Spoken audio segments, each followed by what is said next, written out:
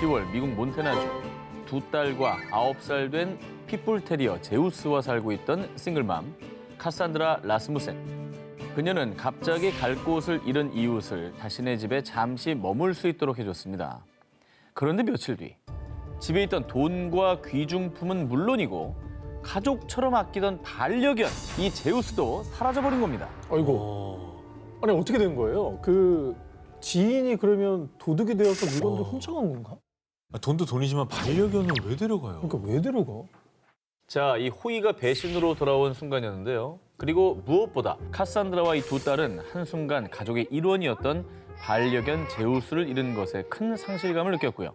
이 제우스에 대한 그리움으로 슬픈 나날을 보냈습니다.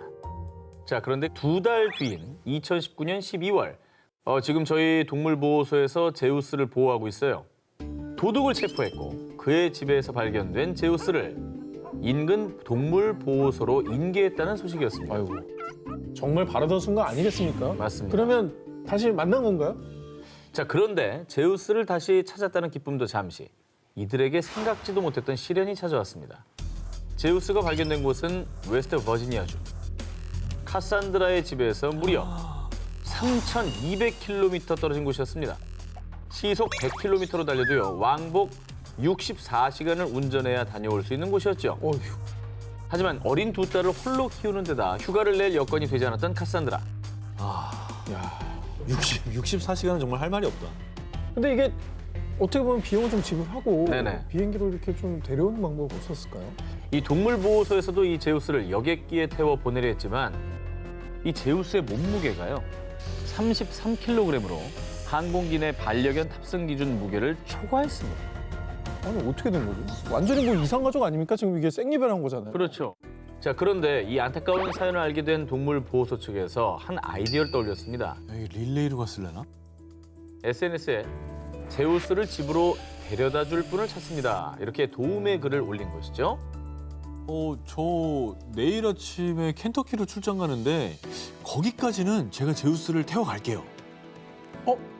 그렇다면 저는 켄터키 시민인데요. 휴가 기간이라 제가 일리노이까지는 이동할 수 있을 것 같아요. 가족에게 돌아가기 위한 가장 현명한 방법이 나왔네요.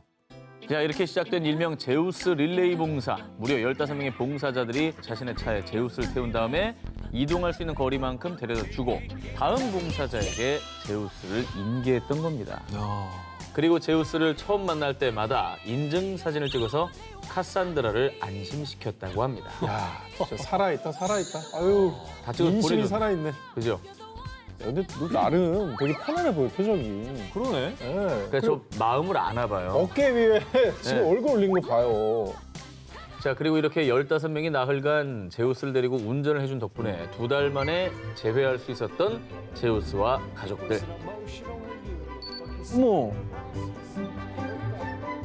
와. 야, 야, 이건 진짜 박수다 진짜. 야, 이거 뭐야. 아우 가족들도 엄청 좋아하고 강아지도 엄청 좋아하는 거 봐요.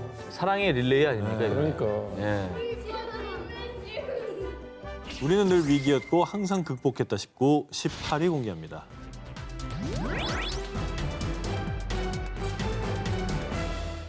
(1988년 10월 7일) 미국 최북단 알래스카주의 베로우 지역 외출에 나선 마을 주민들은 우연히 충격적인 광경을 목격을 했습니다. 바로 당시 멸종 위기동물이었던 귀신고래 3마리가 바다 빙벽에 갇혀 있었던 것입니다. 어이구.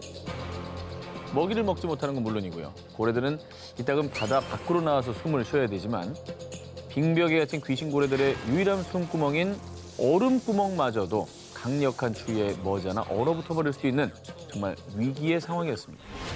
이에 귀신고래들은 얼음을 깨고 탈출하려 했던 것인지 머리와 코는 벗겨지고 피멍까지 들어있었습니다.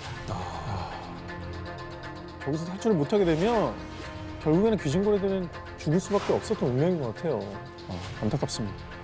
자, 당시 미국 정부는 멸종 위기종인 귀신고래들을 구하기 위해서 얼음을 깰 바지선을 보냈지만 영하 50도를 넘나드는 추위에 바지선은 좌초되고 말았습니다. 귀신고래들에게 닥친 절체절명의 위기. 이때 알래스카 주민들이 직접 나섰습니다. 여러분, 우리가 고래 길을 만들어 줍시다. 칼바람이 부는 혹한의 날씨였지만 사람들 모두 자신의 일인 것처럼 톱과 작대기 등 도움이 될 만한 것들을 들고 나와 줄줄이 얼음구멍을 만들었습니다. 녹음된 고래 울음소리를 틀어서 고래가 이동할 수 있도록 또 유도를 했고요. 이 사람들이 만든 얼음구멍길은 8km 정도 이어졌고 멀게만 느껴지던 바다도 점차 가까워졌습니다. 그런데 큰일 났어요. 여기부터는 빙벽이 두꺼워서 뚫을 수가 없다고요. 자, 고래들을 살리려면 한시가 급했지만 두껍게 얼어붙은 바다 앞에서 속수무책인 상황. 어떡하냐. 정말 최선을 다하긴 했는데 이거는 정말 한계가 온 것 같아요. 그러니까 거기까지 왔는데 하필이면 거기가 빙벽이 두꺼울 줄 누가 알았겠어. 이거는 기계가 뚫어야 되는 거 아닙니까? 그렇죠. 인력으로 뚫을 수 없는 상황인데요. 그런데 이때 기적 같은 일이 일어납니다. 죽음의 위기에 놓인 귀신 고래들 앞에 얼음을 부수고 항로를 만드는 쇠빙선이 나타난 것이죠. 이 쇠빙선의 정체는 바로 소련 해군. 당시 미국과 소련 두 나라가 날카롭게 대립하던 시기에 소련의 쇠빙선이 미국 알래스카의 고래를 구출하기 위해 나선 겁니다. 근데 어떻게 타이밍 맞춰서 소련 배가 온 거죠? 이 바닷속까지 얼어서 이동이 거의 불가능한 상황에 쇠빙선만이 답이라고 생각한 미국이 소련에 도움을 요청했고요. 소련도 이를 받아들였던 것이죠. 야, 당시 뭐 남북한 그 이상 가는 굉장히 냉전 시기에는 최고의 라이벌이었고 사이가 안 좋을 때잖아요. 네, 야, 근데 이렇게 생명을 살리기 위해 생명을 합친 거네. 맞습니다. 야, 덕분에 귀신 고래들은 무사히 넓은 바다로 이동, 극적으로 돌아갈 수 있게 됐습니다. 첨예하게 대립하던 미국과 소련의 연합 구출 작전, 이 고래 구출 작전은 전 세계 26개국에 중계될 정도로 큰 화제가 됐었고요. 2012년 드류 베리모어 주연의 빅 미라클이라는 작품으로 영화화되며 사람들에게 재차 깊은 감동을 안기기도 했습니다. 인물도 역시 우리하고 함께 살아가는 공동체니까 또 그걸 잘 보여준 사례 같아서 이건 참 따뜻하고 감동적이네요. 네. 자, 다음 특종입니다. 모두가 합심을 해서 동물을 구한 가슴 따뜻한 이야기가 또 있습니다. 지난해 7월 인도 서벵골주의 한 마을. 어느 날 마을 한 곳에서 끔찍한 비명이 울려 퍼집니다. 소리난 곳으로 찾아간 주민들은 깜짝 놀랐는데요. 아니 뭐야 이 녀석이 왜 이러고 있는 거야? 주민이 발견한 것은 흙구덩이에 빠져 울부짖고 있는 코끼리였습니다. 오. 발견 당시 코끼리는 뒤로 넘어진 채로 몸이 구덩이에 꽉 끼어 있었고요. 아이고. 허공에 다리를 휘저으며 괴로워하고 있었습니다. 야, 이게 사실 미끄럽고 좁아서 이게 다시 뒤집지 못하면 코끼리도 위험하거든요. 그렇죠. 이 소식을 들은 마을 주민들은 하나둘씩 모여들기 시작했고요. 그리고 여러분, 우리 힘을 합쳐서 코끼리를 꺼내줍시다. 도구가 될 만한 것들은 집에서 다 가져와요. 밧줄을 이용해 코끼리 다리를 묶고 막대기는 지렛대로 삼아서 있는 힘껏 코끼리를 밀어냈지만요. 코끼리는 좀처럼 일어나지 못했습니다. 이제 겁을 먹은 코끼리가 심하게 발버둥을 치게 됐고요. 자칫 마을 주민들조차 부상을 입을 수 있는 아찔한 상황이 이어졌습니다. 하지만 마을 주민들은 포기하지 않고 끝까지 코끼리를 구조하려 힘을 냈고요. 모두가 힘을 합친 결과 결국 코끼리를 구출하는데 성공했습니다. 와, 오! 이 사람들의 도움으로 구조된 코끼리는 겁에 질린 탓인지 구덩이에서 나오자마자 달아났는데요. 하지만 곧 안정을 찾고 고마움을 표하듯 주민들을 한번 돌아보고는 숲으로 돌아갔다고 합니다. 사실 상하 불법 채취 때문에 많은 코끼리들이 밀렵꾼한테 희생되는 일이 일어나기도 하는데 한편에서는 이렇게 정말 코끼리 생명을 구하기 위해서 따뜻한 일도 벌어지는 거니까 이게 바로 사람들이 가진 따뜻한 마음을 보여주는 게 아닌가 그런 사례인 것 같습니다. 우리는 늘 위기였고 항상 극복했다 싶고 16위를 공개합니다. 불길에 뛰어든 모모. 지난해 3월 23일 밤 11시 무렵 강원도 양양군 10여 명의 사람들이 거주하던 한 빌라에서 갑자기 화재가 발생했고 한순간 매캐한 연기가 빌라를 가득 메웠는데요. 불이 난 줄도 모르고 이미 깊은 잠에 빠진 주민들의 목숨이 위험한 급박한 상황이었습니다. 그런데 바로 그 순간 불이야! 불이 났어요! 자, 귀가하던 길 자신이 살고 있는 건물에 불이 난 것을 목격한 한 남성이 빌라 안으로 들어가 문을 일일이 두드리며 잠든 주민들을 깨우고 화재 사실을 알렸습니다. 아이고. 아니 그 집에 있었던 것도 아니고 들어오던 길이었으면은 불길 속으로 뛰어드는 게 쉽지 않았을 텐데요. 그렇죠. 사실 불이라는 게 되게 순식간에 굉장히 커지잖아요. 그렇죠. 그러니까 무섭죠. 심지어 이 남성은요, 미처 대피하지 못한 주민이 있다는 사실을 듣자마자 한 채 망설임 없이 곧바로 건물 밖 가스 배관을 타고 올라가 불길 치솟는 방 안으로 다시 뛰어들었는데요. 사람들을 구하는 과정에서 그는 얼굴 주변에 심각한 화상을 입고 말았습니다. 자, 그런데 말입니다. 곧이어 화재 진압을 위해 소방대원들이 도착하자 이 남성은 화상 치료도 받지 않은 채 황급히 현장을 떠나버렸는데. 아유 세상에. 사실 이분이 굉장히 대단한 일을 한 건 분명히 사실이에요. 엄청나게 많은 사람들의 목숨을 그 살린 초반에 거거든요. 그 네. 일일이 알려드리면서 음. 깨운 거거든요. 근데 왜 현장을 떠나신 거예요? 대체 이게 어떻게 된 일이냐? 주민들을 구한 이 영웅의 정체는 카자흐스탄에서 온 율다 셰프 알리 아크바르라는 청년으로 그는 불법 체류자였던 겁니다. 자, 공사 현장에서 번 돈으로 고국에 있는 아내와 두 아이를 책임져 온 가장이었습니다. 아이고. 자, 많은 사람들의 목숨을 구하고 또 부상까지 입었지만 그는 이 불법 체류자 신분을 숨기기 위해서 그 자리에서 도망쳐야 했던 겁니다.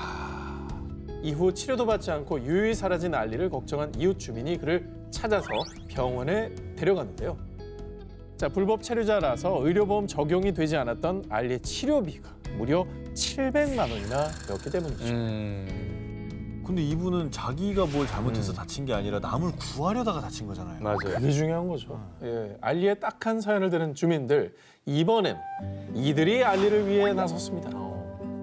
자, 알리를 위해 주민들이 자발적으로 모금을 시작했고요. 그리고 십시일반 모은 돈으로 알리의 치료비를 해결할 수 있었습니다. 그러나 병원 치료를 받기 위해 지난해 4월 불법 체류 사실을 자진 신고한 알리는요, 다음 달인 5월 1일에 한국을 떠나야만 했습니다. 아니 근데 쉽게 결정할 얘기는 아닌데 이런 거는 좀 이렇게 법을 바꿔서라도 이분에게 아예 정식으로 체류할 수 있는 증을 좀 내줘야 되는 거 아닌가요? 살린 사람이 몇 명인데. 근데 저분이야말로 이제 본인 신원이 발각이 될까봐 아예 뛰어들지 않을 수도 있었던 건데 그럼. 뛰어든 거잖아요. 그냥 지나갔을 수도 있어요. 네. 그런데 이 사연이 알려지자 알리에게 영주권을 주자라는 국민 청원 글을 게재했고요. 야. 4만 5천여 명이 따뜻한 마음을 여기에 보탰습니다. 근데 진짜 사람들 느끼는 건 똑같은가 봐요. 그죠? 네, 이건 아니다 싶었다고 우리가 얘기를 했는데 자, 그리고 지난해 8월 많은 사람들의 관심과 응원 속에 알리는 보건복지부 의상자 증서를 받으며 한국에서 살 수 있는 영주권을 얻게 됐습니다. 아, 그렇지. 잘했네. 자, 뿐만 아니라 L기업 의인상을 수상하고 또 S기업 올해의 시민 영웅으로 선정되는 등 대한 외국인 히어로로 화제가 됐습니다. 그는 왜 불길 속으로 뛰어들었냐라는 질문에 이렇게 대답했다고 합니다. 사람부터 살려야 하잖아요. 멋있다. 자, 우리는 늘 위기였고 항상 극복했다 싶고 15일을 공개합니다. 몸으로 새 모자를 살린 이웃들. 지난해 9월 4일 아침 7시 무렵 러시아 노브시비르스크의 한 아파트 3층에서 큰 폭발음과 함께 화재 사건이 발생했습니다. 바로 그때 검은 연기가 치솟는 3층 창문에서 들려온 다급한 목소리. 여기요, 아이가 있어요. 저희 애들 좀 살려주세요. 그녀는 3살, 4살 난 두 아들을 키우던 엄마 류보프 파블루니냐였습니다. 아유, 어떡해요. 아이들 너무 어린데 이게 사고 나면 대처를 잘 못할 수밖에 없거든요. 그렇죠. 예.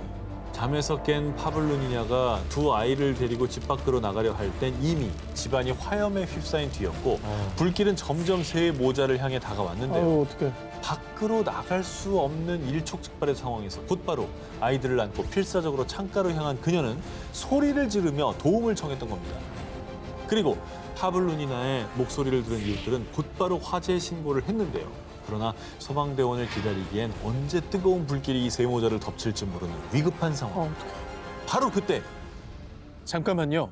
잠깐만 기다려보세요. 갑자기 자신의 집으로 뛰어들어간 이웃. 잠시 후 그가 손에 들고 나온 것은 다름 아닌 이불이었습니다. 야, 순식간에 그런 그래도 판단했네. 와, 진짜. 그리고 그 순간 한마음이 된 이웃들의 손길은 일사불란하게 이불로 향했고요. 있는 힘껏 이불을 펼친 사람들, 그리고 이 절박한 상황에서 이들에 대한 믿음 하나로 파블루니나는 3층 창밖으로 아이들을 내보냈습니다. 더 어려. 애기는 두 번째 애기는 더 어려. 어떻게? 근데 이게 잘 떨어뜨려야겠다. 이게. 그러니까 이게. 받는 것도 잘 받아야 되지만 이게. 나 와 근데 진짜 보는 것만 해도 진짜 심장이 내려왔네요. 아 이게 저게 사실 좋은 뜻으로 한 거지만 아이가 또 다치게 되면 이게 또 어떻게 됩니까 이게? 사실 그러니까 여러 가지 위험성이 있는데도 어쨌든 지금 뭐 그런 거 생각할 때가 아니잖아요. 빨리 받아야 되니까. 사람 본능이 뒷걸음질 칠 수도 있는 거거든요. 맞아 맞아. 진짜 근데 마을 사람들 한두 분이 아니네 보니까 이게 다 합심해가지고 그렇죠. 아이들을 무사히 받아낸 이웃들은 잔뜩 겁에 질린 아이들을 다독였고요. 이번에는 엄마 구출 작전에 나서기 시작했는데요. 언제 불길이 위로 치솟을지 모르는 상황에서도 이웃들은 4층 창가에서 파블루니나가 있는 3층으로 밧줄을 내려줬고요. 윗집에서 그 덕분에 그녀 역시 무사히 탈출에 성공할 수 있었습니다. 그리고 세 모자는 병원으로 옮겨져 치료를 받은 뒤에 무사히 퇴원했다고 합니다.